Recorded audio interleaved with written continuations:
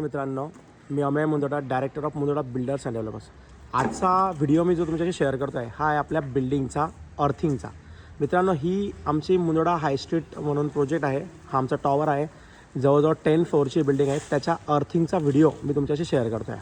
आता आपण त्याच्या बॅक साईडच्या पार्किंग स्पेसकडे आपण आता उभे आहोत.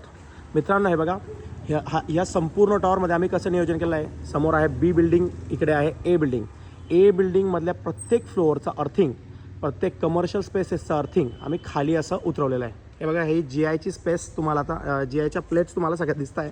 या संपूर्ण प्लेट्स ह्या वरून खालपर्यंत आलेल्या आहेत. बघा, या नंबर ऑफ प्लेट्स आहेत. जितक्या आम्ही अर्थिंग सोडलेल्या आहेत म्हणजे प्रत्येक फ्लोअरच्या, त्या पद्धतीने प्रत्येक याच्यात अशा प्लेट्स खाली घेतलेल्या आहेत.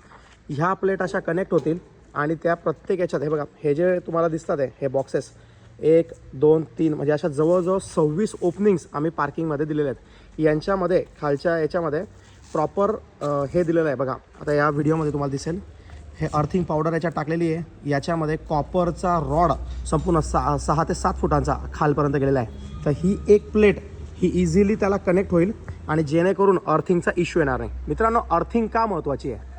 इमॅजिन करा, संपूर्ण बिल्डिंगची इलेक्ट्रिकल स्टॅबिलिटी ही अर्थिंगवर अवलंबून असते. समजा उद्या वीज कडाडली, विजेचं डिरेक्ट पॅसेज हा वरून खालपर्यंत हा जमिनीमध्ये या अर्थिंगद्वारे होईल. कोणतेही इलेक्ट्रिकल अप्लायन्सेस किंवा फ्लक्च्युएशन झालं तर अर्थिंगमुळे इश्यू येणार नाही. मित्रांनो, इलेक्ट्रिकल सेफ्टी आत्ताची सगळ्यात महत्त्वाची गोष्ट असते. आपण घरामध्ये वेगवेगळे महत्त्वाचे इलेक्ट्रिकल अप्लायन्सेस यूज करतो. अर्थिंग नसेल तर त्याला इश्यू येऊ शकतो, टेक्निकल इश्यू येऊ शकतो. जसं काही लॅपटॉप असेल, फ्रीज असेल, ओव्हन असेल, मिक्सर्स असतील, अशा सगळ्या गोष्टींना इश्यू येऊ शकतो. तर मित्रांनो, अर्थिंग ही सगळ्यात महत्त्वाची गोष्ट आहे. हा टॉवर आमचा मोठा होता, त्याच्याकरता आम्ही तर भरपूर याचं नियोजन केलेलं आहे आणि प्रत्येक गोष्टीचं प्लॅनिंग करून परफेक्ट असं अर्थिंगचं नियोजन केलेलं आहे.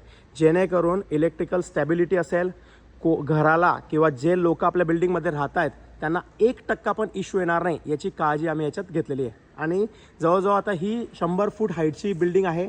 संपूर्ण वरून म्हणजे एकदम वरच्या पॉईंटपासून खालपर्यंत प्रत्येक जी आपली स्पेस आहे म्हणजे जो फ्लोअर आहे, प्रत्येक फ्लॅट्स घ्या, प्रत्येक शॉप घ्या, याची अर्थिंग आपण नियोजनबद्ध केलेली आहे.